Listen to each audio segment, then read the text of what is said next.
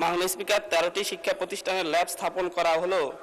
অধিকাংশ শিক্ষা প্রতিষ্ঠানের অকেজু এবং বিভিন্ন ক্ষেত্রে শিক্ষক সংকট রয়েছে।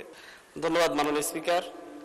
মাননীয় স্পিকার, আপনার মাধ্যমে আমি তথ্য ও যোগাযোগ প্রযুক্তি মন্ত্রীর কাছে প্রশ্ন রাখতে চাই।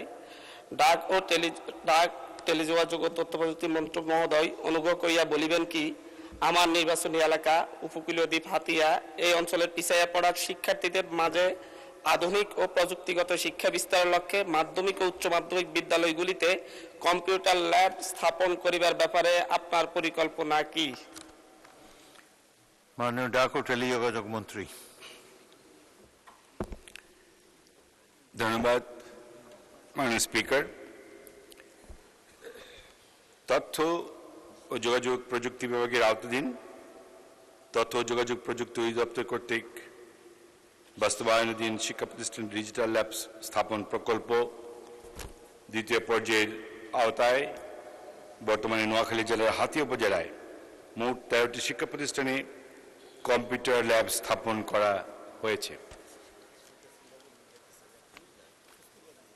তালিকা নিম্নরূপ: 1 নম্বর, সুকচর ইউনিয়ন উচ্চ বিদ্যালয়। মাননীয় মন্ত্রী, জি, দীর্ঘ উত্তর পঠিত বলে গণ্য করা যেতে পারে। আচ্ছা, ধন্যবাদ মাননীয় স্পিকার। মাননীয় সদস্য আব্দুল হান্নান মাসুদ, একটি সম্পূরক প্রশ্ন করুন। মাননীয় স্পিকার, 13টি শিক্ষা প্রতিষ্ঠানের ল্যাব স্থাপন করা হলো। অধিকাংশ শিক্ষা প্রতিষ্ঠানের অকেজু এবং বিভিন্ন ক্ষেত্রে শিক্ষক সংকট রয়েছে। এ ব্যাপারে মাননীয় মন্ত্রীর কাছে উদ্যোগ গ্রহণ করার জন্য আহ্বান জানাচ্ছি। পাশাপাশি একটা সম্পূরক কোশ্চেন রাখতে চাই। সপ্তদশ শতাব্দী অষ্টদশ শতাব্দীতে শিল্প বিপ্লব পরে বর্তমান প্রযুক্তিগত বিপ্লবের যুগ। এই একবিংশ শতাব্দীতে সিলিকন ভ্যালির মতো করে যেভাবে বেঙ্গল সিলিকন ভ্যালি পশ্চিমবঙ্গ হয়েছে, বেঙ্গালুরুকে একটা সিলিকন ভ্যালি বলা হয়, যার উপর নির্ভর করে ভারতের অর্থনীতি অনেক ডেভেলপড হয়েছে। আমরা ক্যালিফোর্নিয়া সেই সিলিকন ভ্যালির মতো করে বাংলাদেশে কোনো প্রযুক্তি বান্ধব শহর গড়ে তোলার ব্যাপারে সরকারের কোনো উদ্যোগ রয়েছে কিনা?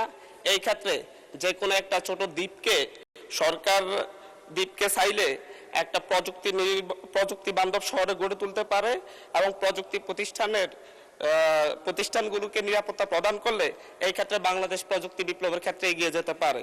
সরকারের এই ব্যাপারে কোনো উদ্যোগ রয়েছে কিনা আমি মন্ত্রী মহোদয়ের কাছে জানতে চাই। মাননীয় মন্ত্রী।